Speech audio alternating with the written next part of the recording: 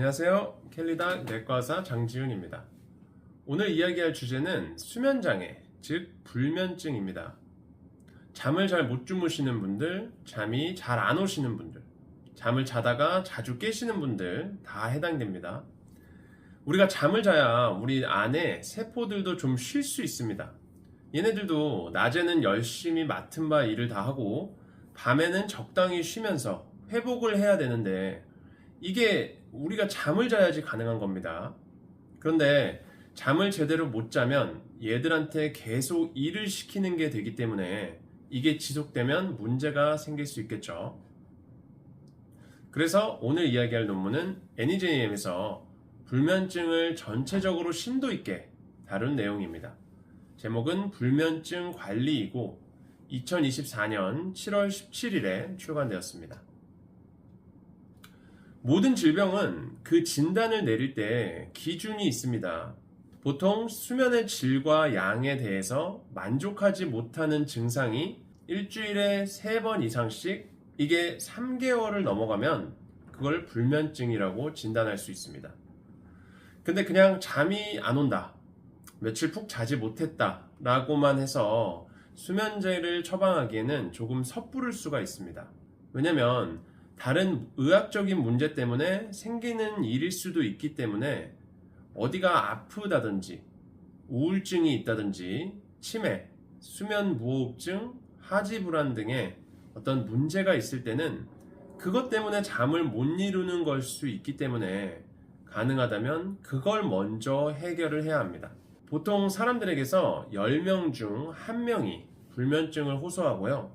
15에서 20%는 가끔 이런 증상이 있다고 하니까 거의 30% 이상이 잠 때문에 고생하시는 일이 종종 있는 겁니다. 여자한테서 더 많이 나타나고요. 우울증이 있거나 중년 이상이신 분들, 폐경 전후이신 분들에게서 더 많이 보고가 됩니다. 그럼 이 불면증은 어떻게 해결하느냐? 약물 치료와 비약물 치료가 있습니다. 먼저는 누구나 약 없이도 해결이 된다면 그게 가장 좋은 거잖아요.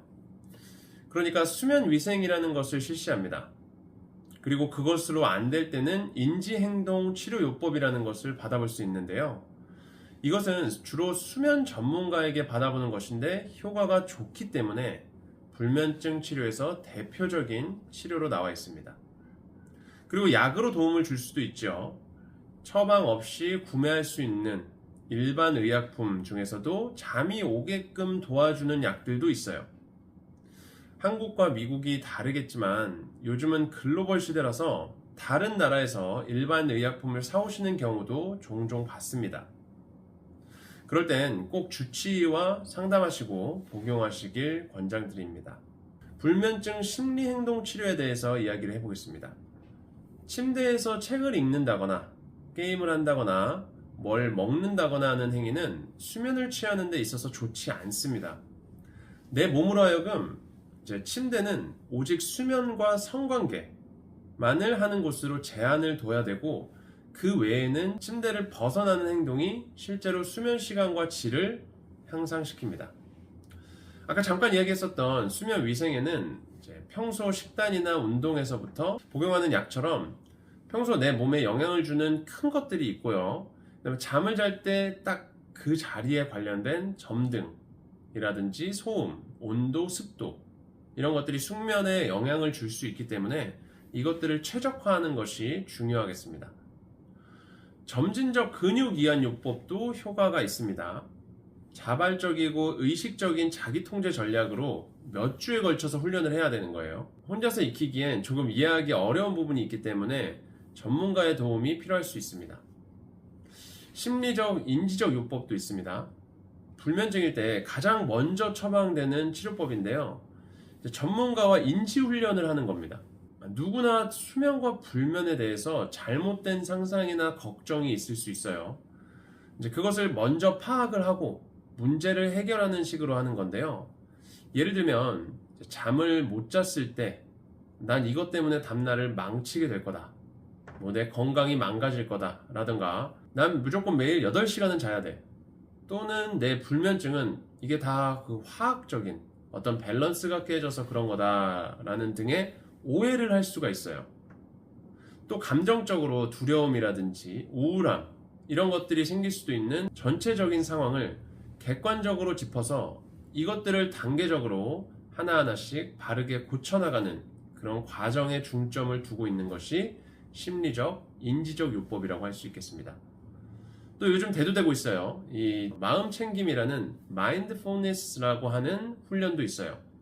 명상을 통해서 자신의 생각과 감정을 두루 살피고 내가 이렇게 변화해야만 한다라는 그런 압박감을 let go, 즉 놓아주는 훈련, 그것도 숙면에 도움이 된다는 연구 결과가 있습니다.